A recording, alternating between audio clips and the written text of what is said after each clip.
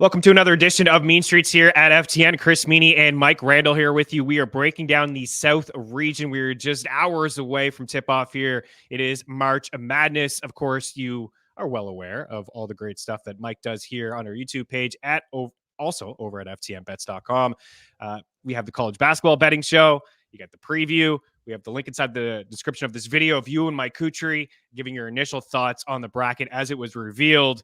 And you guys were highly, highly entertaining. And we already broke down the East, which was the toughest of the four, in my opinion, the toughest. And I think a lot of people are talking about it being the toughest. So, Mike, let's just get right after it. In the South region, Houston, the number 1 seed, Marquette, the number 2 seed. We have Duke here. We have Kentucky here. We have Wisconsin here. There's some appealing squads as you take a look at the overall odds from DraftKings. Houston, of course, the 1 seed, also favored to come out of this division at plus 140. But man, Marquette is nice. I like their path and I like their squad, man. How do you feel about them? Yeah, I love Marquette. A lot of times, Chris, we've seen in all sports when the star goes out, the rest of the players grow and they get better and they feel more confident. Marquette put in one of the best defensive performances I've seen in college basketball in a decade against UConn at MSG in the Big East tournament. UConn needed that tournament. They didn't win it last year. They had vengeance on their mind. No Tyler Kolek, and all I see are the Golden Eagles flying around the arc, not fouling, and winning that game 30 minutes in, midway through the second half. I like Marquette a lot. I assume Kolek's okay. It's an oblique. He's rested a lot. They could rest him in this game against Western Kentucky. I think it'd be fine as well. But if he's healthy, they're going to go very, very far. Brilliant job by Shaka Smart. Yeah, absolutely, man. That's what I noticed as well. I talked with Cutri a little bit about Marquette. As I know, he likes them, I like them, you like them. As a team, with the path is nice, but coming together as a squad when you're without your star player is very, very impressive.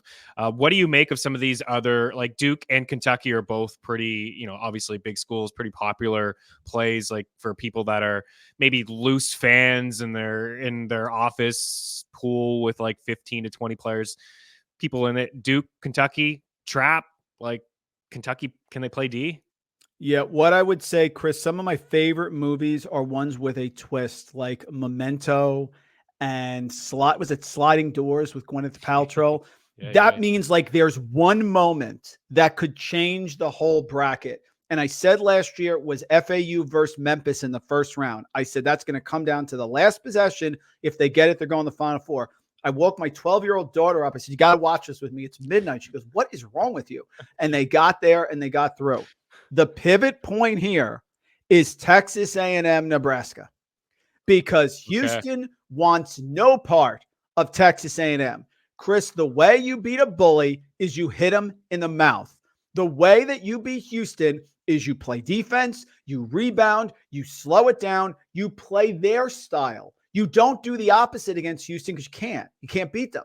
But Texas A&M played Houston, semi-away game, 70-66. They lost by 4. Wade Taylor, who can turn into Kemba Walker, is one of the few players who can run this tournament, had 34 points against Houston's defense, and they didn't have Tyrese Radford in that game, who's their second leading scorer and the only other guy who averages over 9 points per game on the team. Buzz Williams, Texas A&M, they beat Nebraska. I think they're beating Houston in the second round.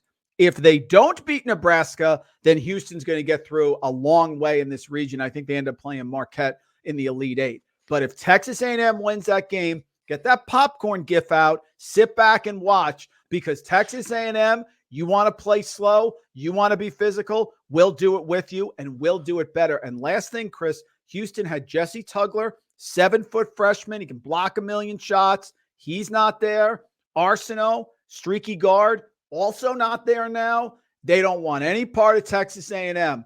They should be rooting for the Cornhuskers in that first round game.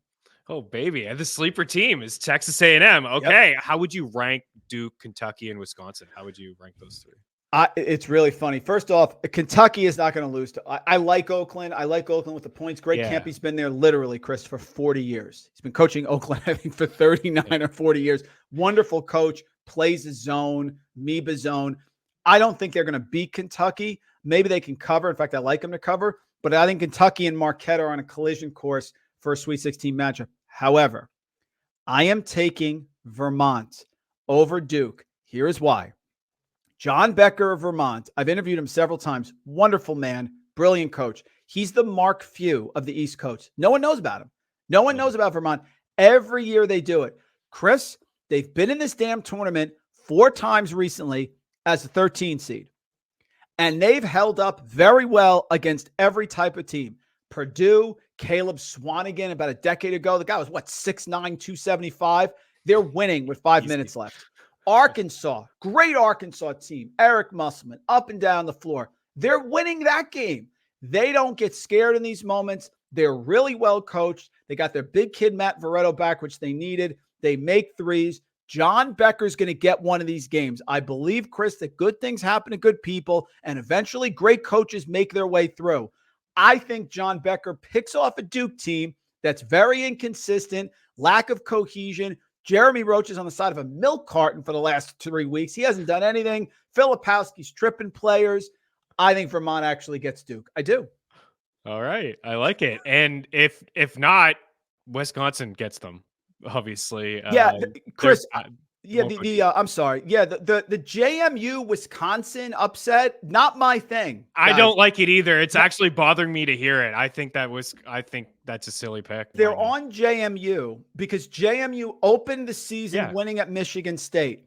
Chris, Michigan State shot 1 of 20 from 3-point range in that game. That's 5%. Chris, they make one more shot. They're 2 of 20. They win the game in regulation. I like JMU. They're like a mini Florida Atlantic, very cocky, up and down. Mark Byington, great coach, sort of lets them play. No, not buying it. Wisconsin, down screen, back screen. No, I don't see it. And everyone's on it. I'm against it. I'm on Wisconsin. Yeah, it makes me feel good to hear that because a lot of people seem to be on it, but nobody at FTN really does seem to be on it. Like Cutri or Walt rather wasn't buying it either when he was talking about Wisconsin.